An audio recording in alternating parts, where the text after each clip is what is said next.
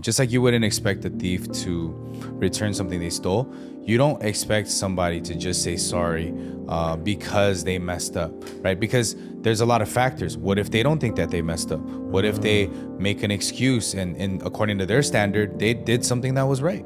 And so they're not going to apologize if they don't feel wrong, right? And it's intention behind it. If they're wrong, then of course they would naturally apologize. They're clearly not apologizing because they probably think they're right, or they're shameful and, that's stopping them, or they're prideful. It could be all of those things. However, we don't expect people to apologize. We don't forgive just because they apologize, because the apology isn't going to affect your feelings fully. Because there are people, for example, who do apologize, but if you feel that's not a sincere apology, now that's a problem. So there's so many different layers to it. But I'll give an example. I did a lot of my friends dirty, and I remember when I was in prison, I would, use people, because when you're in prison, most prisoners know, you have very, very limited contact to the outside world. And so you kind of have to manipulate. You have to be like, oh man, I'm stressed out in here, man. I'm not getting fed. I need this. You'll say that story to like 5 different people. But what happens is that gets around, because one of my friends would pool money together. He didn't have money, but he would have other people pool money. And so they're like, bro, he said the same thing to me. I already sent him $200. This guy is trying to do, like, what is he doing? So they felt some type of way, and they kind of like excommunicadoed me, right? Like, hey, I'm not going to pick up your phone calls. That happens a lot too. People don't pick up the phone calls in prison. And, they kind of just stop writing you and stuff like that.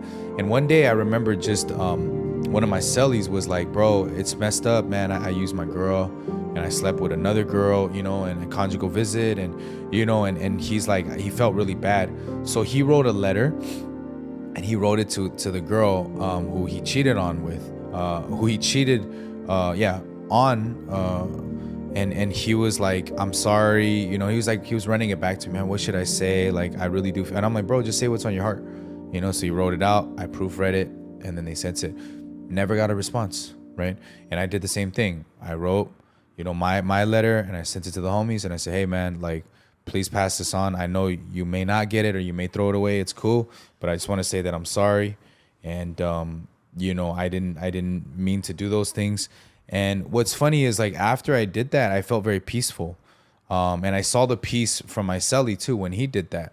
So again, the peace is not, I expect them to write me back. That would be outcome dependent and almost selfish. Rather, you receive the peace of like, okay, I wrote this, and even though like they don't hear it, this was something that I had to let go. So you can forgive people even though they're not sorry about it, because you're allowing yourself to let go of the trauma, almost in a physical way. You're forgiving them physically, emotionally, even mentally, even spiritually, because your father forgave them too. I want people to understand that although we may not forgive them, Jesus allows these people who hurt us to still be alive. That's proof that he forgave them.